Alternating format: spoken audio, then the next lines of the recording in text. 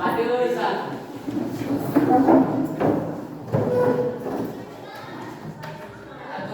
Pak Jali. Om Swastiastu. Doa sebelum mulai. Selesai.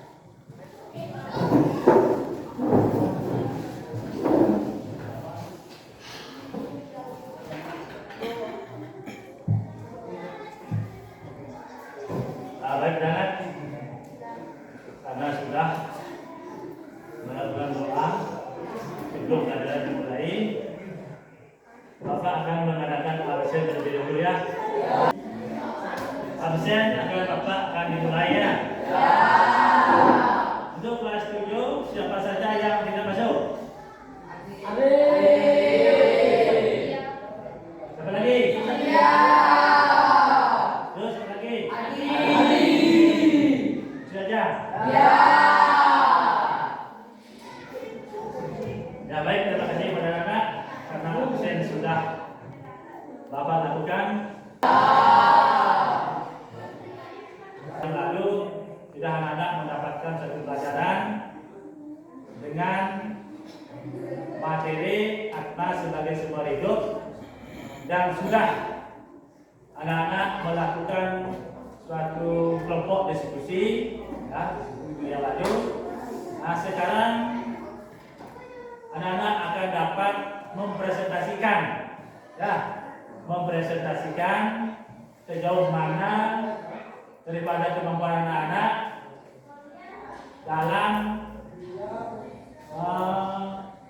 memahami pengertian daripada Atman ya, serta memberikan contoh refleksinya dalam kehidupan yang dapat dijumpai dalam kehidupan di dunia ini. Nah, oleh karena itu, karena sudah pembagian suatu kelompok pada anak-anak yang terdiri dari 3 kelompok ya. Silakan ajukan akan kelompok 1 mana? Kelompok 2, kelompok 3. Ya, karena kelompok sudah dibagi menjadi 3, Bapak akan mengadakan presentasi ke depan di mana kelompok yang mewakili 1 orang dapat memberikan suatu pemahaman dan pengertian dan merefleksikan daripada contoh bahwasanya Atman itu sebagai sumber hidup ya, sumber hidup yang mana anak pada intinya dapat mengerti dan mengetahui serta paham daripada pengertian Atman itu dengan sebenarnya. Masih bersemangat anak? Karena masih bersemangat, Bapak akan lanjutkan untuk pertemuan sesi kali ini, yaitu lanjutannya itu untuk mengadakan presentasi ke depan. Ya. Nah, untuk ini Bapak akan panggil yaitu kelompok 1 yang mewakili untuk mempresentasikan ke depan daripada pengertian Atman serta contohnya, sehingga teman-teman sekalian ini kelompok 2 dan 3 dan seterusnya akan bisa dapat mengerti dengan pengertian Atman sebagai sumber hidup. Jadi kelompok 1 kami persilakan, Bapak persilakan untuk tampil ke depan mempresentasikan yang mewakili. Silakan.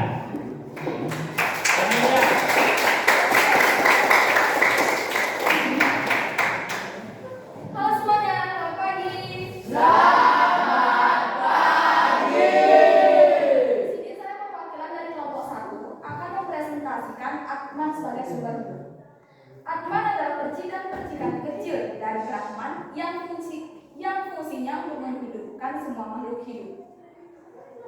Atman adalah sinar suci Brahman seperti matahari memberikan sinarnya kepada seluruh makhluk hidup yang ada di dunia ini. Matahari sebagai Brahman, sedangkan Atman sebagai cahaya. Contoh yang lain yang dapat dijumpai dalam kehidupan yaitu genset dengan lampu, kabel dengan jet sebagai Brahman, dan lampu yang bercahaya itu sebagai Atman. Itulah yang dapat saya sampaikan sebagai contoh Atman sebagai sumber hidup. Terima kasih.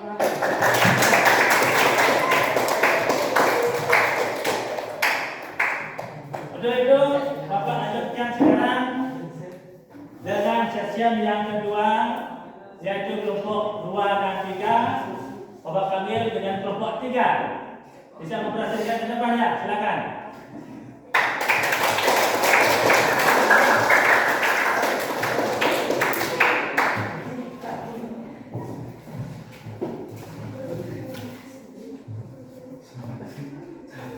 Selamat pagi semuanya.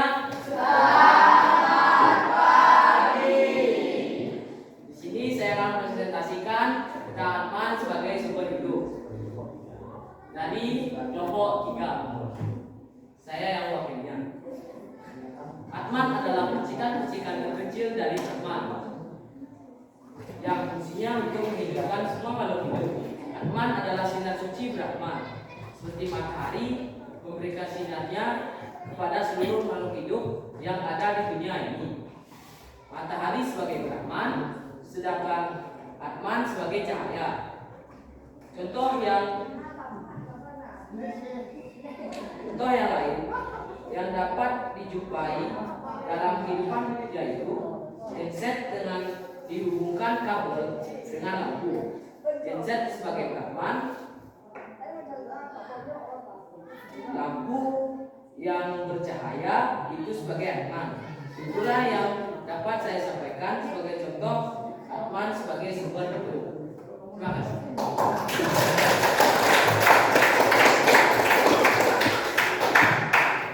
Selanjutnya, karena kelompok 1 dan 3 sudah dapat mempresentasikan pemahaman daripada konsep pengertian daripada Atman dan dapat juga mempresentasikan contohnya dalam kehidupan yang dapat dijumpai di alam ini. Yaitu selanjutnya Bapak akan panggil yaitu kelompok 3 yang mewakili, yaitu pengertian kelompok 2 yang mewakili, yaitu pengertian daripada Atman. Silakan.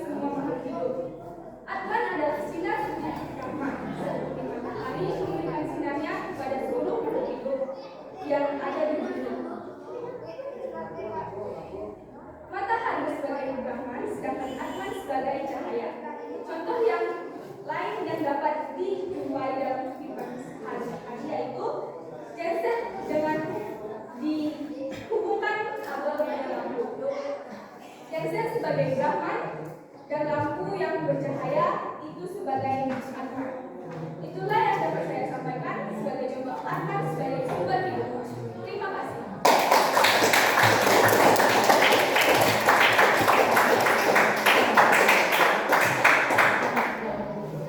Ya, baiklah. Sudah 3 kelompok yang dapat menyampaikan atau mempresentasikan pengertian daripada Atman yang sesungguhnya dengan keadaan yang nyata dalam hidup di dunia ini. Di antara anak-anak sudah mengerti? Apa perlu yang ditanyakan anak-anak sesuai dengan presentasi yang dibawakan di masing-masing kelompok yang mewakili? Ya. Contoh Atman lainnya yang ditemukan dalam kehidupan Ya.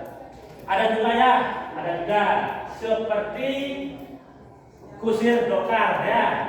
Ya, dokar.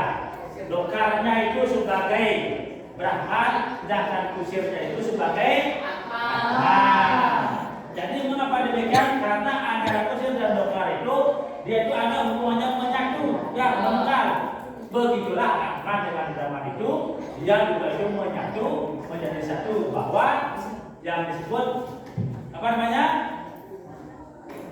Atman itu bersatu dengan Brahman, ya, yang ada pada diri manusia, yang disebut dengan jiwa. Nah, ya, yang memberikan adanya suatu penumpalan antara Atman dengan Brahman, di sini akan dapat membentuk suatu kehidupan pada makhluk-makhluk hidup yang ada di dunia, baik itu pada binatang, pada tumbuhan, dan pada manusia. Ya. Kalau mungkin nanya tahu Atman yang ada dalam tubuh manusia, Atman yang ada dalam tubuh manusia disebut dengan jiwa. Sedangkan Atman yang ada dalam tumbuhan disebut Stawara. Siapa binatang disebut jenggama. Ya.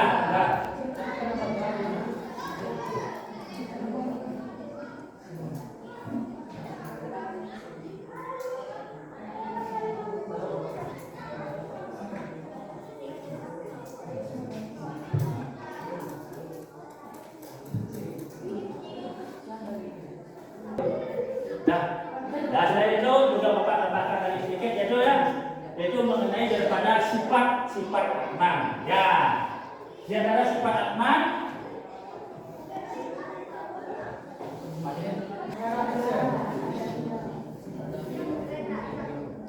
ya, tadi sudah memahami daripada pengertian Atman ya. Yang kedua itu sifat-sifat Atman ya, sifat Atman. Bahwasanya Atman yang ada dalam tubuh manusia itu, baik ada binatang, tumbuhan dan manusia, itu mempunyai sifat-sifat tertentu. Ya, yang pertama itu ajarya. Itu artinya tidak terlukai oleh senjata. Bahwa Atman yang ada dalam tubuh manusia itu tidak terlukai oleh senjata. Walaupun ditembak beberapa kali dengan tembak, dia Atman itu tidak bisa musnah. Ya. Yang kedua adanya adahya.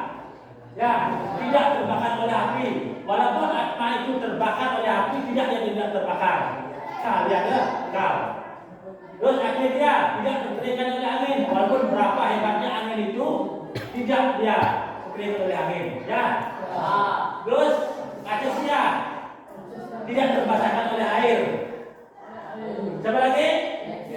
Dia. Langgeng selamanya dia ada. Terus Senadanu tidak dia benar-benar. Acala tidak bergerak, Sanatana ada sifat-sifat selalu sama. Reaktornya tidak melahirkan, Acesya dia tidak terpikirkan, Awakara dia tidak berubah, Sarwakata dia di mana-mana ada. Ya, itulah sifat-sifat Atman yang dapat disampaikan terhadap anak sekalian, kiranya dapat dipahami dan dimengerti ya. Itulah sifat Atman yang ada dalam makhluk hidup. Menurut itu sudah mengerti? Nah, mudah-mudahan anak-anak dapat mengerti dan memahami sifat daripada dan pengertian daripada Atman itu.